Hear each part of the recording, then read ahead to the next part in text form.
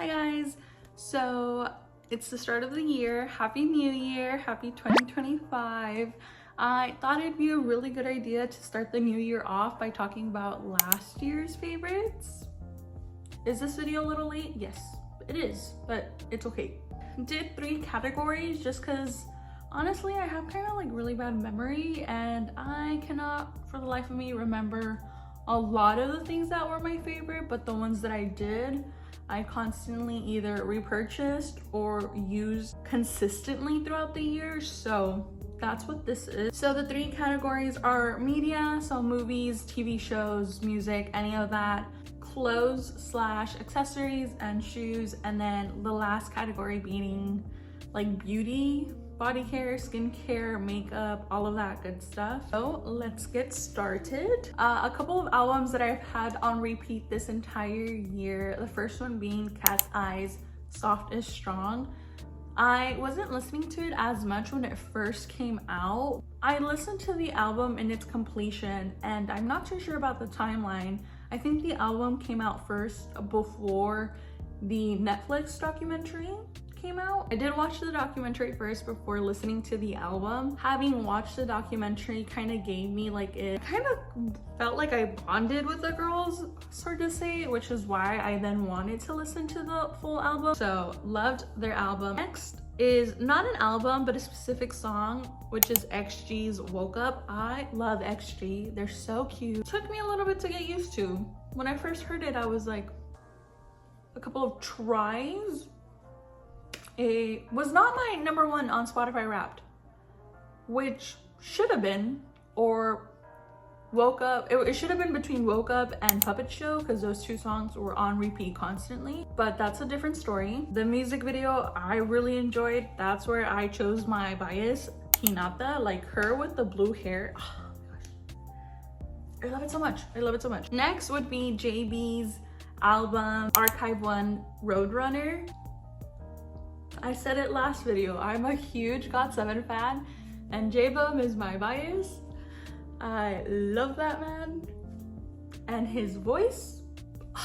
I don't know, there's just something about his album. Maybe I'm biased because he's my bias, but there it is. I loved it so much, it made it onto my favorite. Last but certainly not least, I had to throw her in there because she has been on repeat consistently, and she will be on repeat this year because I just love it so much. Twice's Strategy album. Obviously Twice's Strategy song with Megan Thee Stallion. Oh god, I love it so much. Twice has just like a certain aura on them, certain vibe to them. You can tell when a song is Twice. Enough about music. Let's go to shows. I didn't have that many shows. I watched a lot of shows, but there was like one on repeat. That's kind of embarrassing. It's kind of like my guilty pleasure. I loved it so much that I restarted it. And that show is Grey's Anatomy.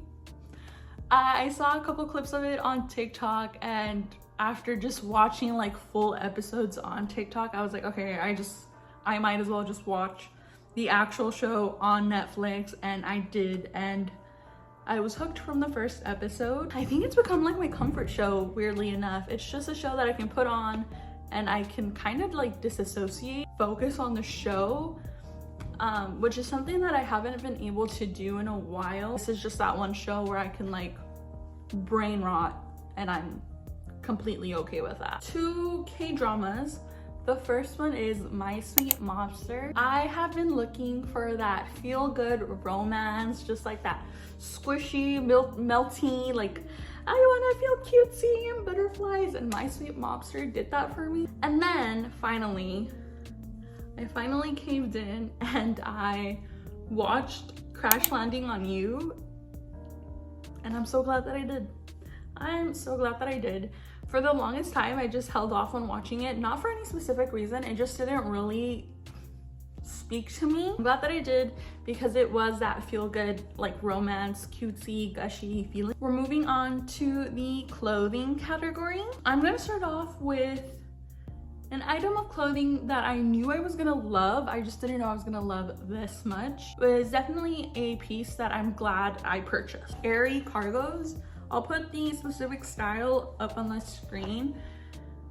But guys, I got these, I want to say in the summer. I wore them non-stop. I think I would wear them like 3 times a week. I think it got to the point where I was like, okay, I need to find like a different fixation because I've been wearing this one too much. But I definitely do think these are gonna continue being a staple for me in the upcoming year, because again, they're just so comfortable. Clothing I don't have on me because it's in the wash, but it's my 88 Rising X Guess hoodie. I've had this hoodie for a couple of years.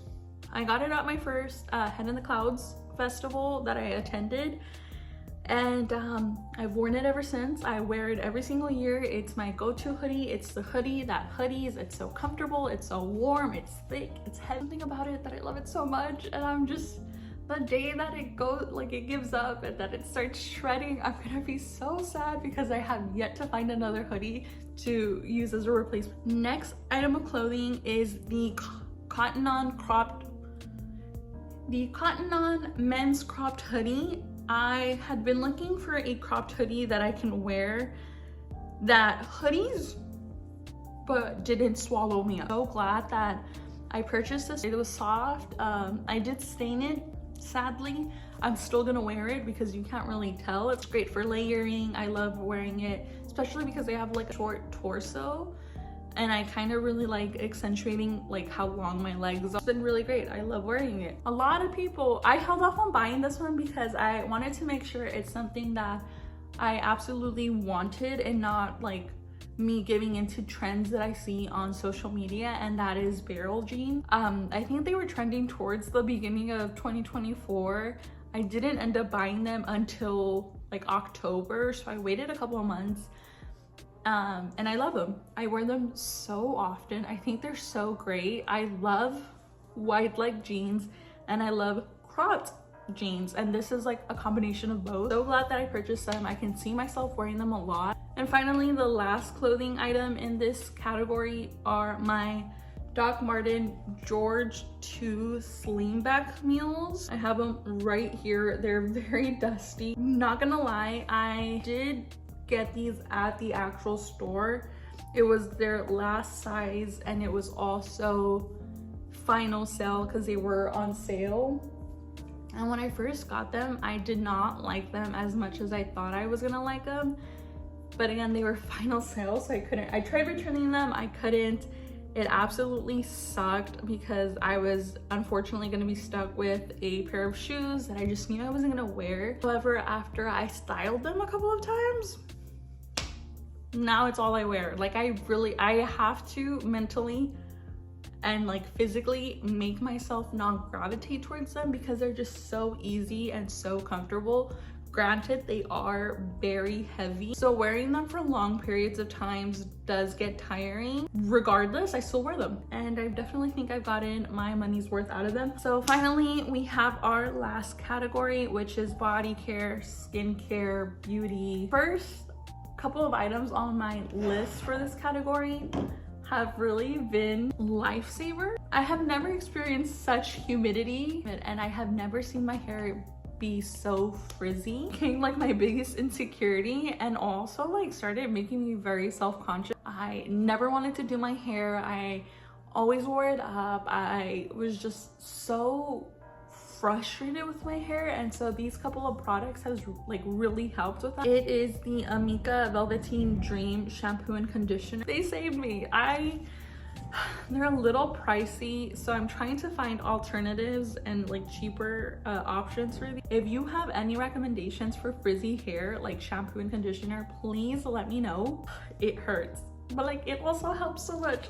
I'm so torn. Next, I was kind of iffy about purchasing this item, but like I'm so glad that I did because I love it. It makes my hair, it has made my hair so soft and shiny. I love it. It's the Color Wow Dream Coat Supernatural Spray. I think the prices for this is like $25. I bought the little small one to carry in my travel necessities. Would recommend those 3 products. I don't have it with me, but like the Glossier Stretch Fluid Foundation.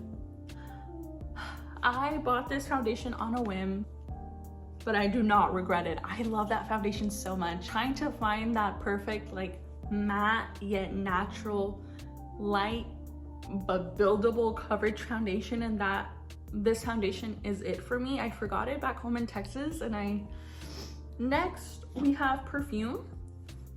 This is my go-to perfume. As you can see, it's been used a lot. I got this last Christmas 2023. I will be repurchasing it. Actually, I got a bottle for my birthday, so I won't be repurchasing it, but I love it so much.